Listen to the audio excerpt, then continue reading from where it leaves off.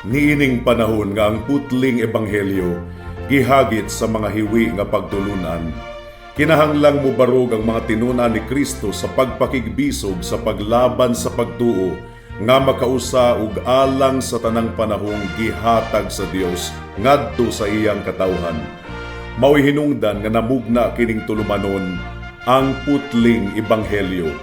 30 minutos nga pagsabwag sa tinuod nga ebanghelyo kauban ni Pastor Jeremias hangad ang putling ebanghelyo. Ang putling ebanghelyo. Ang putling ebanghelyo.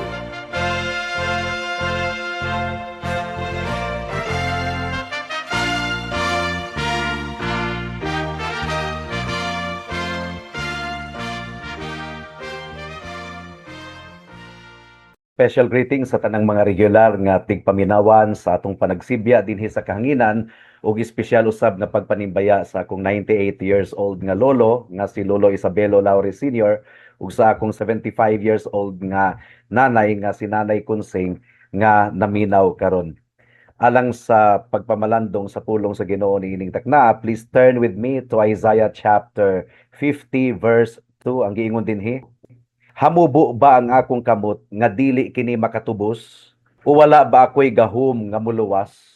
May the Lord bless the proclamation of His word at this moment. Now, sa atong pagpamalandong niining pangutana ni Isaias nga naghatag kanato og paghupay, gipaatubang kita sa dili gayud malalis mga kaigsunan nga common kaayo, bisan pa og common pero destructive kayo nga espirituhanon nga sakit, kining espiritu sa discouragement, kining nahugno ang imong kalag, nahugno ang imong kasing-kasing. Kung i-analyze nato ang kondisyon sa mga katawhan, sa huna-huna sa mga tawo clinical wise, ug makita nato kini sa mga dili magtotoo, bisan pa man gani sa mga katawhan sa Ginoo sa sulod sa iglesia, atong madiskubrihan mga kaigsunan nga ang mga tawo doon na gayoy tendency nga mura og mulangoy sa mga huna-huna nga makapa-discourage kanato hangtod nga ang makaparalisar nga kaguol mo kuyanap sa tibuok natong huna-huna. Kung atong i-analyze, magsugod kini sa gamay hangtod nga magkagrabe ug magkagrabe gayod kaayo kini. For example, magsugod kini sa mga problema, sa mga trial sa kinabuhi, and then ma-realize nato ang atong guilt nga kita sad-an atubangan sa Dios. Unya muagi kita sa period sa spiritual dryness. Karon imbis nga atong dad-on dayon sa trono sa grasya sa Ginoo kini nga mga pagsulay, ang tendency sa mga tawo mutan-aw sa ilang pagbati ug mulangoy na gayud sila sa ilang pagkahugno sa ilang kasing-kasing ug huna-huna hangtod nga na-discourage na gyud sila. Labi na kung mahuna-hunaan ug mahinumduman nato ang atong mga kahuyangon ug ang atong mga sala sa nangagi. Ang huna-huna dali kaayo nga mawad-an og paglaom. Ug unsa man ang resulta niini mga kaigsunan, sama sa gikaingon ko na kaganina, discouragement. Ang discouragement mo resulta kini sa hugno kaayo ang imong kasing-kasing ug huna-huna, and then mugahi pagayod kini og samot hangtod mawad-an na ikaw og paglaom. Ug kung mawad-an na ikaw og paglaom, doon na nagayod ikay tendency nga maminaw sa bakak ni Satanas. Muingon si Satanas sa imong kasing-kasing ug huna-huna, wala nay paglaom ang imong kahimtang.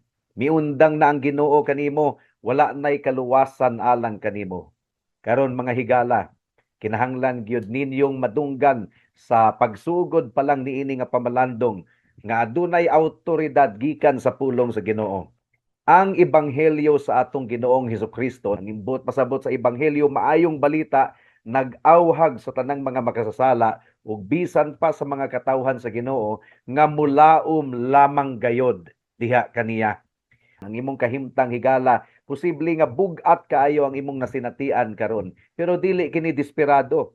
Ang imong kalag, posible nga naalarma gayud og duro, nahagit gayud og duro, pero dili kini ingon og hilabihan kadako nga dili mahimong pagaluwason or dili mahimong tabangan sa Ginoo or i-rescue sa Ginoo.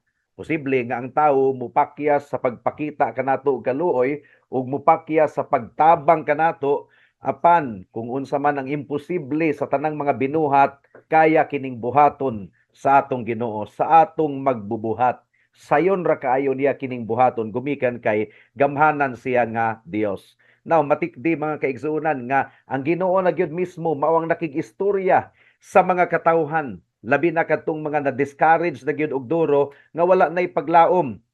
Wala kita gipakig-istoryahan sa Ginoo nga adunay cold logical disdain. Nakig-istorya siya nga aduna gayoy pag-apilar sa atong panabot ug sa atong konsensya. Ang giingon sa Ginoo kanato karon, ang iyang giingon, hamubo ba ang akong kamot nga dili kini makatubos o wala ba ako'y gahom nga muluwas? Busa mga kaigsunan atong examinon kini nga pangutana sa Ginoo ilalom sa tulo ka major nga mga parte sa atong pamalandong ug magampo kita nga ang balaang espiritu mao ang mupahid, mo-apply niini nga kamatuoran sa atong kasing-kasing nga posible nga nabugatan ug nahugno ug nawad-an na og paglaom karon. Ug hinaot nga tabangan kita sa Ginoo sa atong pagpadayon sa pagpamalandong niining taknaa. Mudangat na kita sa unang punto. Igo na ang grasya sa Ginoo alang kini sa usa ka makasasala nga nahigmata. So, una sa tanan mga kaigsunan, nakig-istorya ang pulong sa Ginoo sa tanang mga nahigmata na mahitungod sa ilang sala, gipukaw sa balaang espiritu. Gumikan kay ang balaang espiritu lang ang makapukaw sa kasing-kasing huna-huna sa mga tawo sa kamatuoran nga sila makasasala gayon. I mean, tanan mang mga tawo moangkon nga makasasala sila. Wala gyoy tawo nga mobalibad ni ana bisan pa katong gibuutanan kayo sa iyang kaugalingon, magpanuko kunuhay pero moangkon ra gyud gihapon nga makasasala siya. So dali ra kayo ang pag-angkon nga kita makasasala. Pero kining gitando gayud ikaw sa balaang espiritu nga nakita gayud nimo nga atubangan sa Ginoo, nahailalom ikaw sa tunglo kapungot sa Dios gumikan sa imong pagsupak sa iyang balaod. That is something nga ang balaang espiritu lamang ang makahimo sa pag-abli sa mata ug sa kasing-kasing sa mga tawo. Mao kini ang testimonyo ni Apostol Pablo sa Romans chapter 7. Niadtong wala pa siya tanduga sa balaang espiritu, gibuutanan kayo siya sa iyang kaugalingon. Buhi siya sa iyang pamati, pero niadtong nabati niya, nakita niya ang gibug-aton sa iyang sala at tubangan sa Dios. Namatay siya sa iyang pagbati, ang buti pasabot, nawad-an na siya og paglaom, dili gayud da siya makaluwas sa iyang kaugalingon. Ang iyang pagkabuutan walay pulos, walay mahimo aron maangkon niya ang pabor gikan sa Dios. Now this is something nga ang balaang espiritu lamang ang makapanglihok sa kasing-kasing uhuna-huna sa tawo. Higala kung nabati na nimo kini nga naminaw ikaw sa pagwali dinhi sa kahanginan and for the first time sa imong kinabuhi, natangtang ang himbi sa imong mga mata. Nakita nimo ang imong pagkamakasasala, ang pagkahugaw sa imong kinabuhi sa nangagi, nga wa gayud nimo kini makit-an kaniadto. Na-realize nimo, naamguhan nimo nga grabe di ay kaayo ang imong sala batok sa Dios.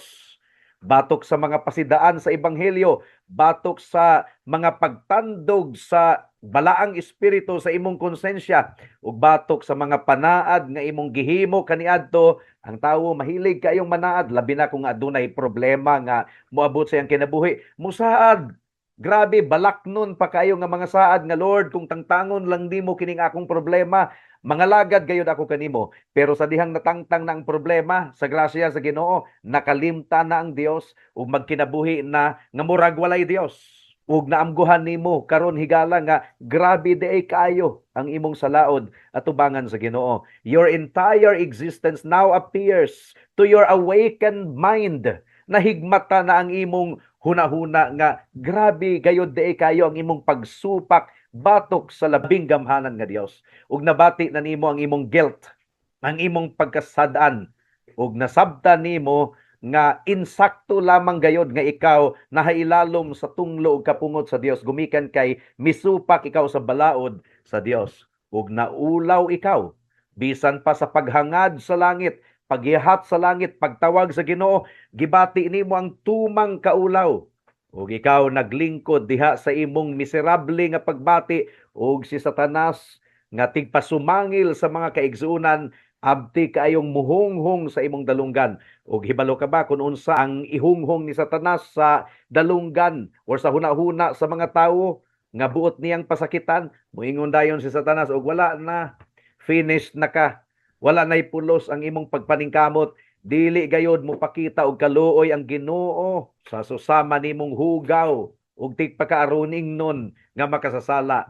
So, andam na ikaw nga mulangoy sa imong pagkahugno, sa imong pagbati, sa discouragement. Basin og naghuna-huna ikaw nga wala na gayoy susama pa kanako sa pagkadautan nga nakakaplag og kaluoy. Kaluyan pa ba gayod ako sa Ginoo? Perhaps muingon ikaw kanako, pastor, dili raman ang akong mga sala sa nangagi ang nagpalisang nako. Ang kamulong gayod nga kahimtang sa akong kasing-kasing. Ang akong kasing-kasing gahi pa kaysa bato. Bugnaw kaayo kini og walay pamati nga bisan pa ang kamatuoran sa eternidad murag walay epekto nga ri kanako. Ang akong hunahuna nagtabok-tabok ra gikan sa usa ka kalibutanon nga bisyo ngadto sa lain pang mga hugaw ug kawang nga mga butang. Ug ang pinakagrabe sa tanan, nabati paghihapon nako ang paghigugma sa akong mga sala, dawaton pakaha ko sa Ginoo. Mao kini ang ihunghong ni Satanas kanimo higala. Well, paminaw gumikan kay adunay paghupay gikan sa pulong sa Ginoo niining taknaa. Ang imong kahimtang higala, common ra kana nga nasinatian sa tanang mga katawhan nga nahigmata sa tibuok kalibutan. Ang imong nasinatian karon nga kabug-aton sa imong kasing-kasing huna-huna pagpanglihok kana sa balaang espiritu. Pero ang imong reaksyon normal ra kana kung wa pagyud nimo masabtan ang himaya sa ebanghelyo nga ang kaluwasan dili kini resulta sa imong pagpaningkamot kundili grasya lamang gayud kini gikan sa Ginoo pinaagi sa atong Ginoong Hesukristo. Si Satanas abti kaayo nga mulitag kanimo. Pagbantay, basin og nakumbinser na ikaw ni Satanas nga mututok sa imong balatian, mututok sa imong kahimtang kaysa sa omnipotente nga physician, kaysa sa gamhanan kayo nga doktor sa atong kalag. Well, paminawa ang hagit sa Ginoo sa imong pagkakulang sa pagtuo. Miingon ang Ginoo kanimo karon pinaagi sa iyang pulong, unsa imong pagtuo nako? Nagtuo ka ba nga hamubo ang akong mga kamot? Nga dili kini makakabot sa pinakalalom nga bungaw sa imong kahugaw? Gahuna-huna ka ba nga ang akong makatubos nga kaluoy limitado kaayo nga imong mapildi kini nga ang sala makapildi niini? Mao kini ang gihunghong ni Satanas kanimo higala. Mugani nga kung paminaw nato si Samuel Rutherford, iya kining gisulti sa tawo nga nabugatan kayo sa iyang sala nga murag wala na gayoy paglaom. Miingon si Samuel Rutherford, imo man gong gisukod ang kaluoy sa Ginoo base sa imong pananaw. Ug tungod kay ikaw limitado, makasasala nga binuhat, gahuna-huna ka nga ang grasya sa Ginoo limitado usab sama kanimo. Higala, itugyan ang imong kalag ngadto sa dagat sa iyang libre nga grasya. Ang imong mga sala mura og taas kaayo nga mga bukid apan ang iyang kaluoy sama sa dagat nga dili masukod nga makatabon sa pinakataas nga tumoy sa bukid nga wala gani gagmayng balod. Mao kini gihupay ni Samuel Rutherford sa usa ka tawo nga nabugatan kaayo sa iyang sala nga murag nawad-an na og paglaom. Now, i-consider kini nga ilustrasyon mga kaigsunan. I-picture ang usa ka tawo nga nahulog sa lawom kaayo nga bungaw. Nasamdan siya, nabunol ang iyang tibuok kalawasan, niya wala siya'y katakos nga musaka aron muhiling kawas sa iyang kahimtang nga nahulog siya sa dako kay nga bungaw. Now, posible nga mawad-an siya og paglaom, unya muhilak siya, unya mo conclude siya nga wa na gayud kayo ko'y paglaom, gumikan kay dili ako makakatkat. Pero wala man nag-agad sa iyang kusog ang iyang kaluwasan. Nag-agad kini sa tawo nga mihulog og pisi aron siya bitaron ug aron siya makahiling kawas gikan sa bungaw. So wala kini nag-agad sa iyang kusog kundili nag-agad sa kusog sa mga tawo nga adunay pakabana nga muluwas kaniya gikan sa bungaw. Ingon niini ang atong buhi nga Dios. Ingon niini ang kaluwasan nga libre. Gihatag kini sa Ginoo nga libre sa mga tawo nga nakasabot nga dili gayud sila makaluwas sa ilang kaugalingon, nga wala sila'y gahom sa pagpahiling kawas sa ilang kaugalingon gikan sa bungaw sa ilang sala. Si David gitabangan sa Ginoo gikan sa iyang kalisdanan. Si Hunas gitabangan sa Ginoo gikan sa tiyan sa dako kaayong isda. Og ang kamot sa Ginoo wala gayod namubo nga dili siya makahimo nga mukabot kanimo higala aron ikaw iyang pagaluwason. Now, mudangat kita sa ikaduhang punto. Ang dili mausab nga gahom sa Ginoo ug commitment sa Ginoo sa iyang pakigsaad. Alang kini sa mga magtotoo nga nahulog sa sala nga murag gidula-dulaan ni Satanas nga nawad-an na usab og paglaom. Ang pulong sa Ginoo kining atong teksto karon nakig-istorya usab kanimo igsuon isig ka magtotoo diha sa atong Ginoong Hesukristo. Ang imong mga pagsulay nga nasinatian, ang imong mga kalisod dako gayud kaayo og nagkalain-lain. Ang imong kabug-aton basin og bugat kaayo sa ngatanan.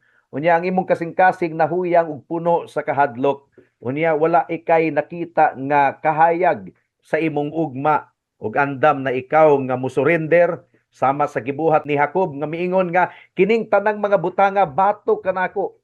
Misurrender na si Jacob basin og mauusab kini ang imong gibati karon igsuon.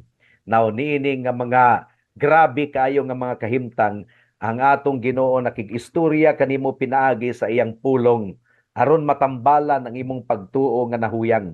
Ang giingon sa Ginoo sa atong teksto sa Isaias kapitulo 50 bersikulo 22, hamubo ba ang akong mga kamot nga dili kini makatubos?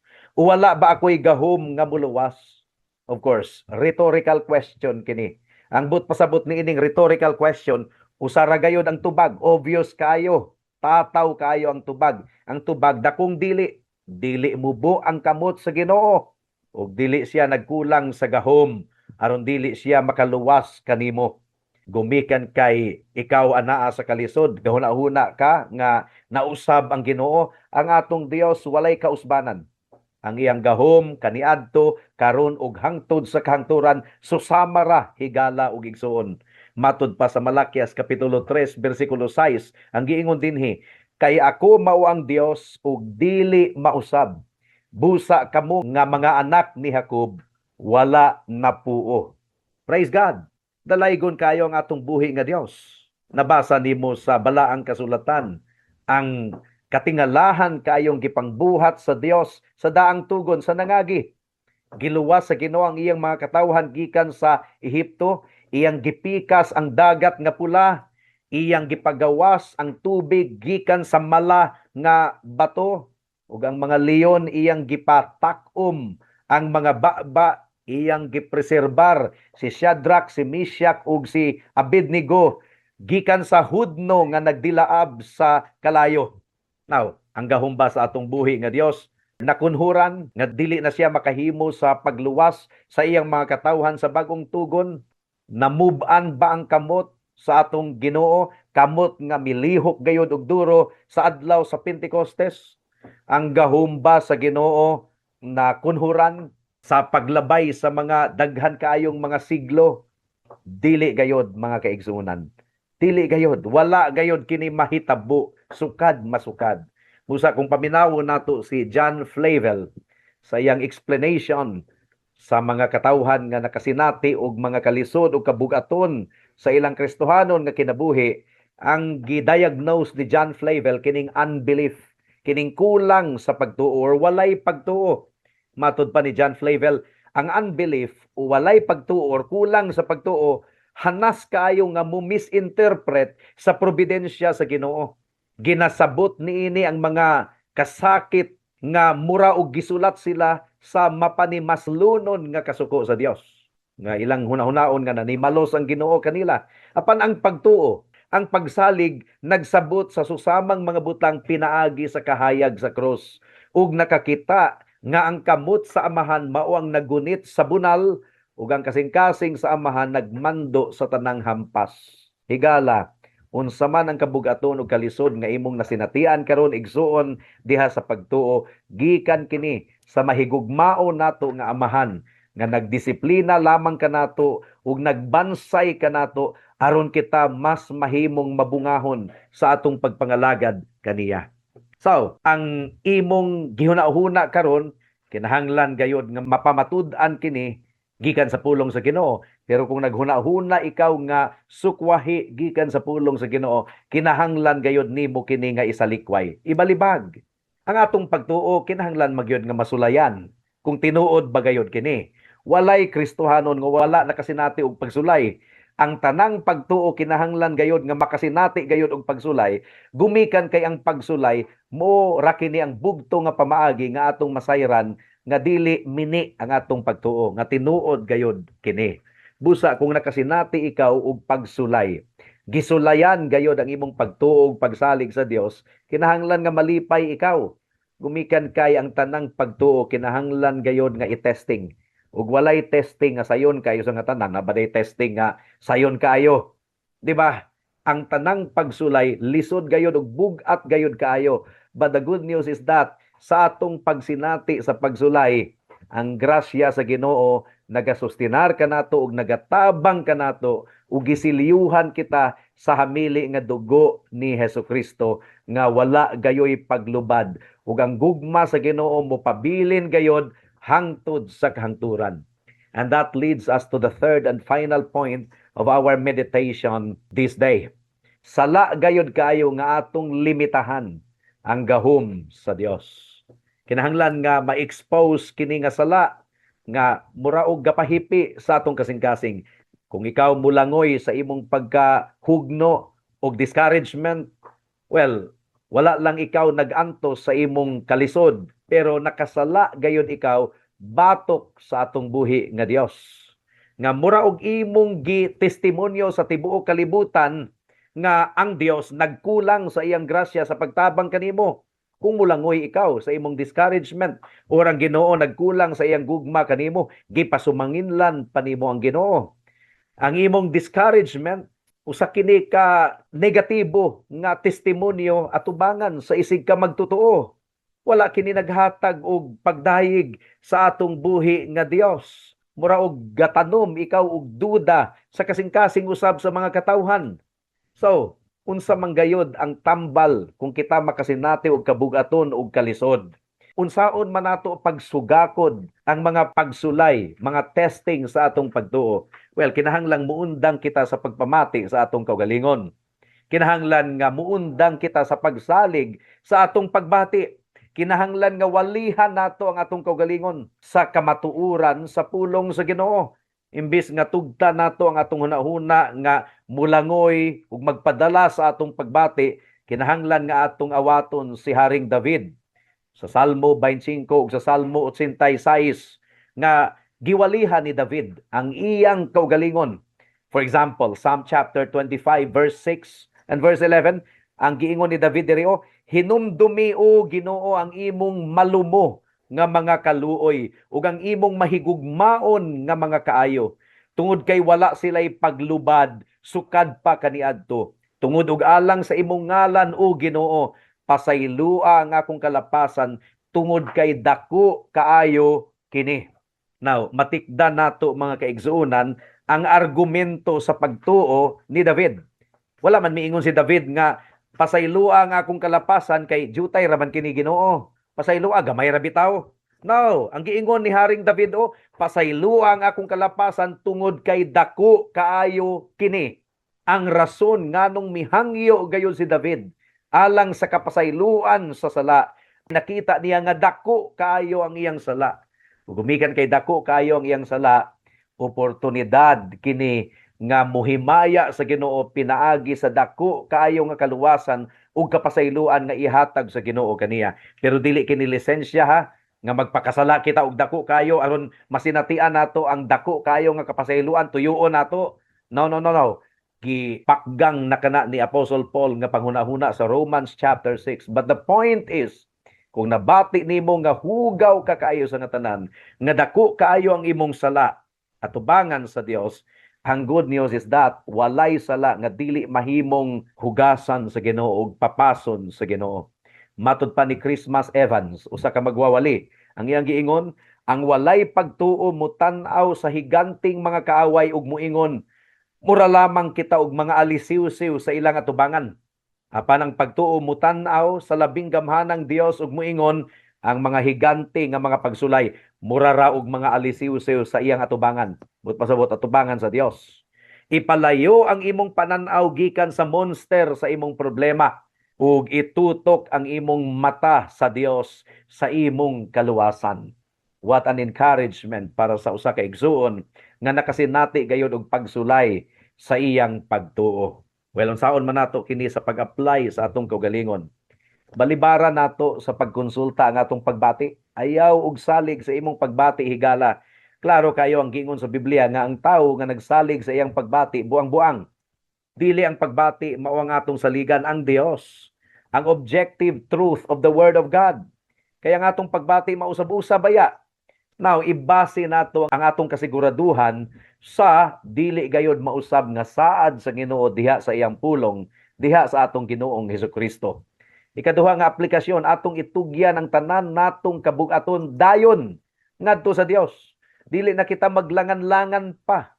Ayaw itugot higala or igsuon nga magkabug-at ug magkabug-at sa imong abaga ang mga pagsulay, ang mga negative nga mga hunahuna nga ihunghong ni Satanas kanimo. The moment nga ang pagtesting sa imong pagtuo mo dangat nga kanimo, itugyan ka na dayon sa trono sa grasya.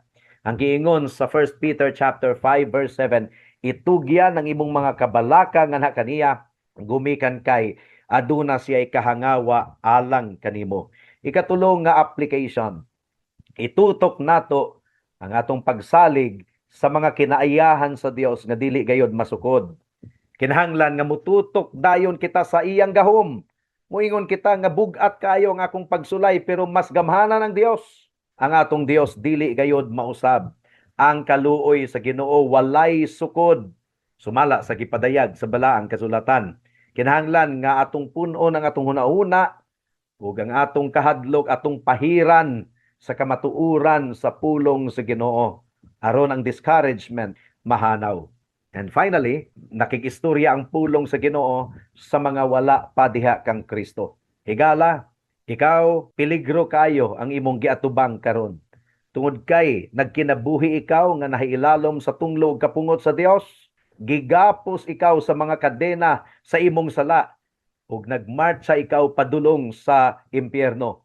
And yet, the good news is this, despite sa imong rebellion, despite sa imong pagrebelde batok sa Dios, ang Dios nakig-istorya kanimo karon pinaagi sa iyang pulong ug naghatag kanimo niini nga pangutana. Hamubo ba ang akong kamot nga dili makahimo sa pagtubos kanimo? O wala ba ako'y gahom sa pagluwas kanimo? This is the same question, higala, nga gipangutana sa Ginoo karon kanimo. And the answer is obvious. Dili gayud hamubo ang kamot sa Dios nga dili siya makakabuot kanimo ug ang gahom sa Ginoo wala gayoy sukod nga bisan pa og unsa kahugaw sa imong sala kaya kining papution sa atong buhi nga Dios. Ayaw dudahi ang gahom sa Ginoo nga makaluwas kanimo. Iyang gipadala ang iyang bugto nga anak nga si Hesukristo. Gisunod niya ang kinatibuk ang balaod sa Dios. Ug iyang gihalad ang iyang kaugalingong kinabuhi didto sa cross sa Kalbaryo. Isip kapuli. Bugat kayo ang hustisya sa Ginoo nga gibubo niya batok sa iyang anak on behalf of sinners like you and me. Ug ang mga kamot ni Jesus gilansang didto sa cross. Pero kadto nga mga kamot dili gayud mubo. Gamhanan kadto nga mga kamot nga kabuuton ikaw ug hikapon ikaw sa imong kahimtang karon higala. Ug pinaagi sa iyang pagkabanhaw pag-usab gikan sa mga patay. Nagbarog ang kamatuoran sa imong atubangan karon nga ang atong Ginoong Hesukristo gamhanan gayud nga muluwas ni bisan kinsa nga moduol kaniya uban sa pagpaubos ug mosalig lamang kaniya ingon nga iyang bugtong Dios ug manluluwas. Busa nag-awhag ang pulong sa Ginoo nimo niining takna. Talikdi ang imong pagsalig sa imong kaugalingon. Talikdi ang imong gibuutanan ka ikaw sa pagtanaw nimo sa imong kaugalingon. Talikdi ka na ug itugyan ang imong paglaom sa atong Ginoong Hesukristo nga bugtong Dios ug manluluwas wala na gayoy lain. Pinaagi sa iyang pagkamatarong ug sa iyang kamatayon ug sa iyang dugo nga giula dito sa cross sa Kalbaryo, ang tanan nimong sala past, present ug future nabayran na, gibayran na ni Kristo pinaagi sa iyang dugo. Now buhata kini karon dayon higala kay base og ugma ulahin na ang tanan. Amen and amen. Alang sa duga nga mga pangutana, mahimong mo text kang Pastor Jeremias hangad sa 0935-744-3030.